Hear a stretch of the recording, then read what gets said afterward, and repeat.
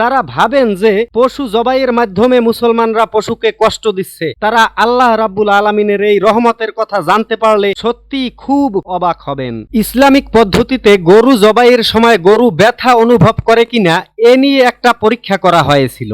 গরু জবাইয়ের সময় ইজি পরীক্ষা করে গরুর মস্তিষ্ক এবং ইসিজি করে গরুর হার্ট দেখা হয়। পরীক্ষায় দেখা যায় জবাইয়ের প্রথম 3 সেকেন্ড ইজি গ্রাফে কোনো পরিবর্তন দেখা যায় না, অর্থাৎ গরু কোনো ধরনের ব্যথা পায় না। পরের 3 সেকেন্ডের ইজি রেকর্ডে দেখা যায় গরু গভীর ঘুমে আচ্ছন্ন থাকার মতো অচেতন হয়ে থাকে। শরীর হতে প্রচুর রক্ত বের হয়ে যাওয়ায় ব্রেইনে রক্ত সরবরাহ হয় না বলে এই অচেতন অবস্থা হয়।